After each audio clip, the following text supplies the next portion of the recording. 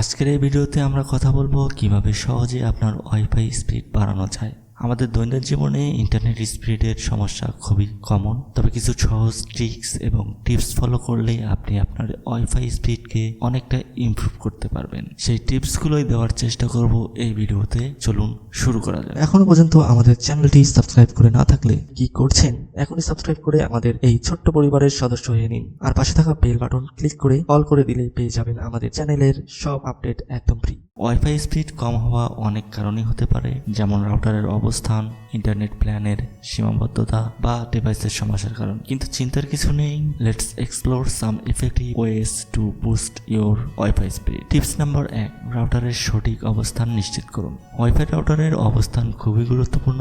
Router যদি ঘরের কোণায় বা দেয়ালের পাশে থাকে তবে সিগন্যাল ব্লক হয়ে যেতে পারে। সেক্ষেত্রে আপনি আপনার রাউটারটি আপনার বাড়ির কেন্দ্রীয় স্থানে রাখার চেষ্টা করতে পারেন, অথবা আদর্শভাবে আপনি উঁচু এবং খোলা জায়গায় রাখুন। এতে সিগন্যাল সবার কাছে সমানভাবে পৌঁছাবে। টিপস নাম্বার 2, ওয়াইফাই চ্যানেল পরিবর্তন করুন। অনেক সময় একই এলাকায় অনেকগুলো ওয়াইফাই নেটওয়ার্ক থাকে যা একই চ্যানেল ব্যবহার করতে পারে। এর ফলে ওয়াইফাই সিগন্যাল দুর্বল হয়। আপনার রাউটারের সেটিংসে গিয়ে ওয়াইফাই চ্যানেল পরিবর্তন করে দেখতে পারেন। সাধারণত আপনি 1, 6 এবং 11 চ্যানেল ভালো কাজ করে, সেগুলো দিয়ে ট্রাই করে দেখতে পারেন। টিপস নাম্বার 3, রাউটার রিবুট করুন। অবশ্যই এটা একটি ইম্পর্টেন্ট টিপস। অনেক সময় রাউটার বেশিক্ষণ অন থাকার কারণে স্পিড স্লো হয়ে যায়, তাই নিয়মিত রাউটার রিবুট করা খুবই জরুরি। তাই আপনি আপনার রাউটারটি মাসে অন্তত 2 বার রিবুট করার চেষ্টা করবেন, অথবা যখনই একটু নেটওয়ার্ক স্লো মনে হবে আপনি আপনার রাউটারটিকে রিবুট করবেন। রিবুট করার জন্য আপনাকে অবশ্যই আপনার রাউটারের অ্যাডমিন প্যানেলে গিয়ে সেখান থেকে রিবুট করতে পারবেন। এটা আপনার নেটওয়ার্কে রিফ্রেশ করতে সাহায্য করবে। টিপস নাম্বার 4, রাউটারের ফার্মওয়্যার আপডেট করুন। এটা আরও একটি ইম্পর্টেন্ট টিপস।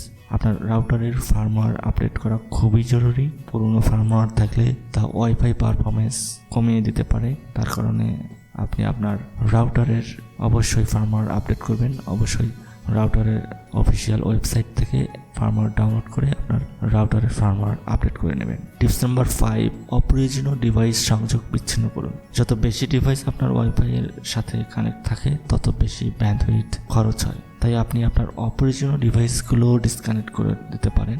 এতে আপনার ওয়াইফাই স্পিডটা ভালো আসবে। Tips number 6, dual band router ব্যবহার করুন। আপনার যদি অনেক বেশি ডিভাইস থাকে এবং হেভি ইউজার হয়ে থাকেন তাহলে আপনি ডুয়েল ব্যান্ডের রাউটার ব্যবহার করতে পারেন। এটি দুটি ফ্রিকোয়েন্সি অফার করে আপনাকে, একটা হচ্ছে 2.4 GHz আর একটা হচ্ছে 5 GHz। তো আপনি যদি দীর্ঘ সীমা অর্থাৎ বেশি রেঞ্জের জন্য ব্যবহার করতে চান তাহলে আপনি 2.4 GHz ব্যবহার করতে পারেন, তবে স্পিড কিছুটা স্লো হবে। আর যদি আপনি কাছাকাছি থেকে ব্যবহার করতে চান, রাউটারের কাছাকাছি থেকে, তাহলে আপনি 5 GHz ব্যবহার করতে পারেন। এই ফ্রিকোয়েন্সিটা ব্যবহার করলে আপনার স্পিড, ওয়াইফাই স্পিড অনেক ভালো পাবেন এবং স্মুথলি চলবে। তবে অবশ্যই আপনাকে রাউটারের কাছাকাছি থাকতে হবে 5 GHz ব্যান্ড ব্যবহার করার ক্ষেত্রে। টিপস নাম্বার 7, ওয়াইফাই এক্সটেন্ডার বা মেশ সিস্টেম ব্যবহার করুন। যদি আপনার ঘর বড় হয় বা অনেক দেয়াল থাকে তবে আপনি ওয়াইফাই এক্সটেন্ডার বা মেশ সিস্টেম ব্যবহার করতে পারেন। এটি আপনার রাউটারের সিগন্যাল দূরত্ব